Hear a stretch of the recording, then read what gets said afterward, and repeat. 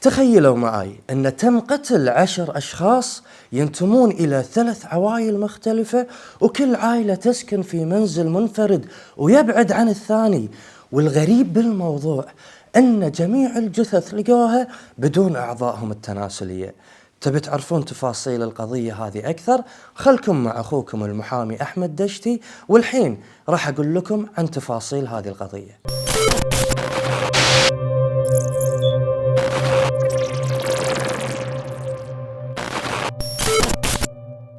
في سنة 2005 حصلت مجزرة هزت جمهورية مصر العربية بأكملها. بداية هذه القصة وهذه المجزرة كانت عندما قام شخص ينقال له الحاج أبو بكر عبد المجيد. هذا الرجال اعتاد أنه يوميا يصلي صلاة الفجر في المسجد اللي بقرب شقة والدته.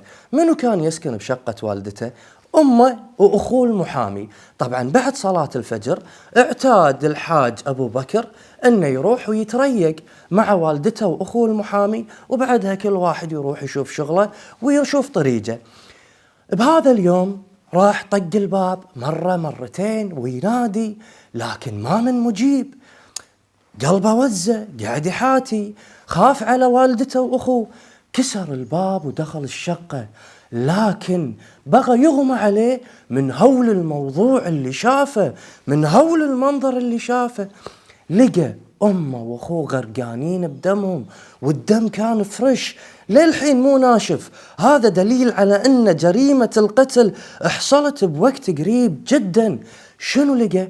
لقى والدته مهشمة الرأس ومنحورة من رقبتها، وفي شق من وسط بطنها لعضوها التناسلي. وأيضا أخوه المحامي حاصل له نفس ما حصل حق والدته، مهشم رأسه من الخلف ومنحور من رقبته، ولكن أيضا عضوه التناسلي غير موجود. طبعا هذا الرجال هستر، بدأ يصرخ وتجمعوا الجيران، وكل الجيران انصدموا من المنظر اللي شافوه بعيونهم. وبنفس الوقت بالضبط الناس سمعوا أصوات صراخ جدا عالية صادرة من منزل مزارع ينقال له محمود محمد عبدو. هذا الرجال المزارع كان عمره 50 سنة، وهذه الأصوات كانت صادرة بسبب صراخ بناته قعدوا من النوم وانصدموا أيضا من المنظر اللي شافوه. الغرفة اللي يم غرفة بناته كان والدهم ووالدتهم وأخوهم اللي عمره 10 سنوات وأختهم عمرها 8 سنوات، كانوا بايتين بنفس هذه الغرفة اللي دايما هم يباتون فيها. افتحوا عليهم باب الغرفة، انصدموا من المنظر. الغرفة كلها دم، وأخوهم وأختهم والدهم والدتهم كلهم مقتولين ومنحورين بنفس الطريقة اللي تم فيها نحر المحامي مع والدته. جميعهم مهشمين الرأس من الخلف ومنحورين من الرقبة، وأيضا والدهم وأخوهم كانوا فاقدين أعضائهم التناسلية، ووالدتهم وأختهم في شق من نص البطن إلى بداية عضوهم التناسلي، وطبعا أحشائهم كانت طالعة بالخارج. طبعا البنات من هول المنظر بدأوا يصارخون بطريقة هستيرية جدا، وأيضا هني الناس تجمعوا حواليهم وشافوا هذا المنظر. وبعد أقل من ساعة في نفس المنطقة كان في طالب اسمه محمود يحيى طالع من بيت يدته راجع بيتهم. فتح باب بيتهم، هذا الولد لصغر سنه أغمى عليه من المنظر اللي شافه، وعقب ما صحى بدأ يصرخ بطريقة هستيرية. أيضا تجمعوا عليه الناس وشافوا منظر تقشعر له الأبدان، منظر جدا مشمئز ووحشي.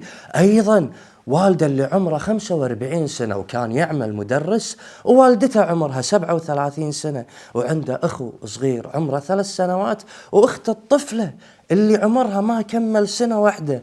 جميعهم مذبوحين بنفس الطريقة اللي انذبحوا فيهم الضحايا اللي قبلهم.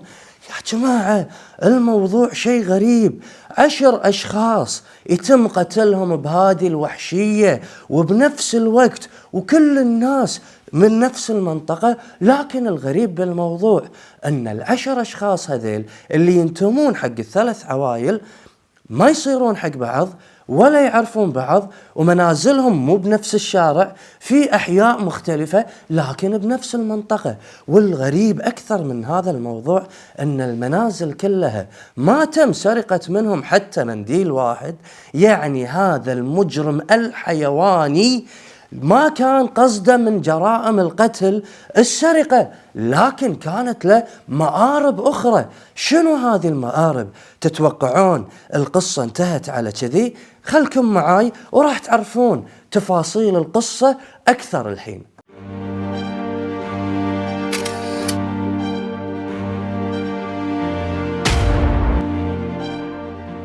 طبعا كثرت الإشاعات وكثرت الأقاويل وكثرت القصص في جمهورية مصر العربية كلها بخصوص هذه المجزرة اللي حصلت. في ناس قالوا أن هذيل مجموعة من السحرة يحتاجون هذه الأعضاء ليقدمونها كقرابين للجن، وفي ناس ثانيين قالوا لا، هذه العصابات متخصصة بالاتجار بالأعضاء البشرية.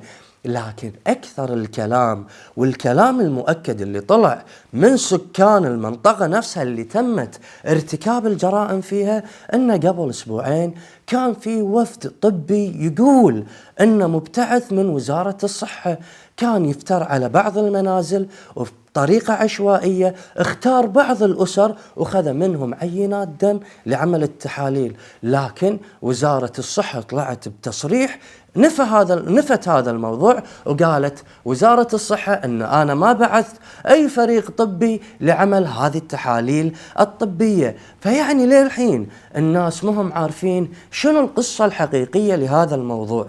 لكن بعد 5 أيام بالضبط صرحت وزارة الداخلية بأن تم القبض على هذا المجرم السفاح. طبعا هذا المجرم اسمه محمد عبد اللطيف أحمد، وكان عمره 27 سنة، عاطل عن العمل وما يحمل مؤهلات دراسية، وقالوا انه يعاني من مرض نفسي هو انفصام الشخصية، وانه اعترف جملة وتفصيلا بارتكابه للجريمة. يقولون قال انه تسلق ال3 منازل عن طريق سلم خشبي، واستخدم الساطور في قتل ضحاياه واستئصال أعضائهم التناسلية. قالوا له شنو سبب الجريمة هذه؟ يقول لهم أنا بيوم من الأيام يالي اتصال وعطاني أسماء الضحايا وعناوينهم، وقال لي لازم تقوم وتروح تذبحهم. لكن غرابة الموضوع تبدي الحين. طبعا هني تبين وتتضح غرابة هذه القضية. وصلنا للمحكمة، لما يابوا المتهم قدام المحكمة صدم الكل، أنكر جميع الاعترافات اللي قالها. يقول أن أنا تم الضغط علي، تم تعذيبي وتم تلقيني أني أقول هذه الاعترافات، وتم تهديدي في أسرتي أن إذا أنا ما قلت هذه الاعترافات راح يضروني وراح يضرون أسرتي معاي. وأيضا أثبتت تقارير الطب الشرعي أن من المستحيل أن يقوم شخص مو متعلم ومو ذو كفاءة عالية وحرفية عالية أن يقوم باستئصال الأعضاء التناسلية بهذه الدقة. ومن المستحيل أيضا أن يتم استئصال الأعضاء التناسلية هذه من خلال آلة الساطور. إنزين، أيضا تقرير الطب النفسي كشف أن هذا المتهم سليم ذهنيا وسليم عقليا ولا يعاني من أي انفصام بالشخصية. يعني الرجال سليم وما في أي أمراض نفسية. المحكمة استدعت خبير تكرمون عسكم الله في الأحذية، لأن الشرطة قالوا أن توصلوا حق هذا المجرم من خلال عسكم الله وجود فردة حذاء موجودة في مسرح الجريمة.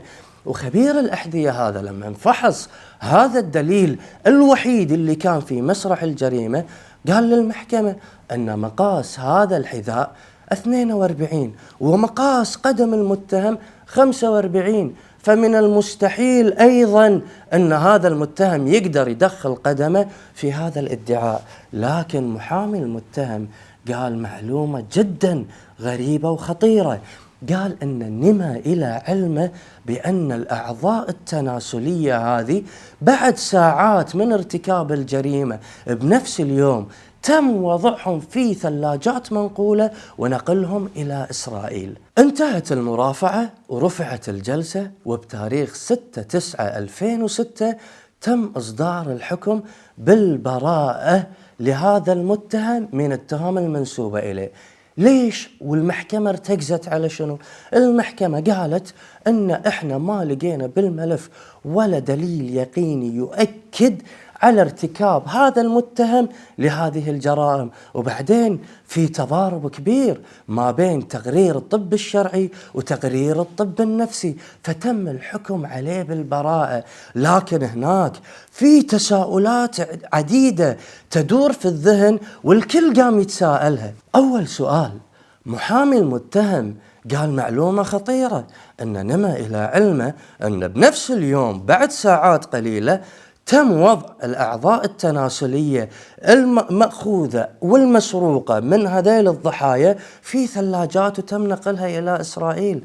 إنزين، السؤال هني يقول ليش المحكمة أو النيابة أو المباحث ما طلبوا من المحامي استدعاء الأشخاص اللي عطوها المعلومات والتحقيق معاهم واستجوابهم لمعرفة تفاصيل كيفية نقل هذه الأعضاء وشلون وصلت لهم هالمعلومات ومن من وصلت لهم هالمعلومات؟ السؤال الثاني، هل يعقل أن شخص واحد غير متعلم وغير مثقف ولا يحمل مؤهلات دراسية عليا في الاستئصال وبروحه يقوم بقتل 10 أشخاص بنفس التوقيت في 3 أماكن مختلفة بدون لا أحد يحس فيه، بدون لا أحد يدري عنه، وينفذ بجريمته هذه بدون لا يترك أي دليل وراء؟ السؤال الثالث والخطير، سكان المنطقة قالوا إن كان في فريق طبي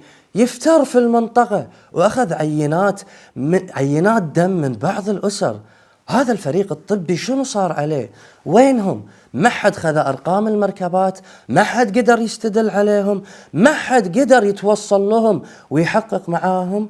السؤال الأكبر والأهم في هذه القضية، منو هالسفاح المحترف اللي قام بارتكاب هذه المجزرة وإلى يومنا هذا وإحنا في نهاية سنة 2022 ما حد قدر يستدل عليه؟